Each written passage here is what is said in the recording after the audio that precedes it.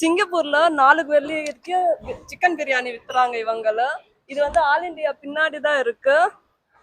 என்னென்ன குடுக்குறாங்கன்னு இவங்கள்ட்ட கேட்போம். என்னென்ன குடுக்குங்க? மைக் உங்ககிட்ட இருக்கு சார், சொல்லுங்க.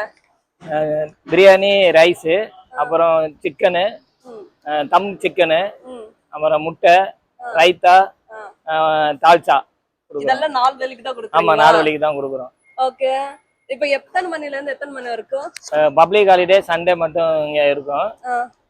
காலையில ஒரு 10 மணில இருந்து அந்த ஒரு 2 2:30 அதுக்குள்ள முடிஞ்சிடும். இப்ப நான் 1 மணிக்கு வந்தானே முடிஞ்சுச்சே. அப்ப ஒரு 12 மணி, ஒரு மணிக்குள்ள. ஆமா, 1 மணிக்குள்ள முடிஞ்சிடும். ஓகே. நீ கட்டி கொடுத்துடுறாங்க. ஒன்னும் என்ன சொல்றது, இங்க உட்கார்ந்து சாப்பிடறோம்னு இல்ல, நீங்க எடுத்துட்டு போய் அங்க உட்கார்ந்து சாப்பிடலாம். 4 வெள்ளிக்கு நல்லதா இருக்கு. பிரியாணி ஓபன் பண்றீங்களாண்ணா? ஓபன் பண்ணி பீஸ் இருக்கு இதுல.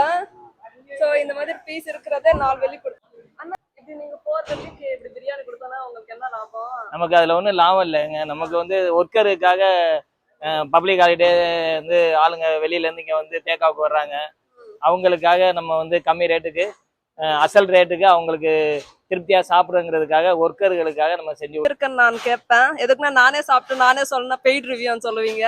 அதனால இந்த அண்ணா கேட்பேன். சாப்பிட்டீங்களா? சாப்பிட்டேங்க. உண்மையா சாப்பிட்டீங்க? உண்மையா சாப்பிட்டேன். எப்படி இருக்கு பிரியாணி? நல்லா டேஸ்டா தான் இருக்கு. டேஸ்டா இருக்கா? நீங்க எப்போ வந்து சாப்பிட்டீங்களா? இங்க தான் வந்து சாப்பிடுறேன் டெய்லி. நல்லா சாப்பிட்டேன், நல்லா இருந்துச்சு. நல்லா செட்டிநாடு பிரியாணி தான். அங்க பாருங்க கேமரா. செட்டிநாடு பிரியாணி தான், செட்டிநாடு சமையக்காரர் தான் சமைக்கிறாங்க. நல்லா இருக்கு, நல்ல வரவேற்பு கொடுக்குறாங்க எல்லாரும்.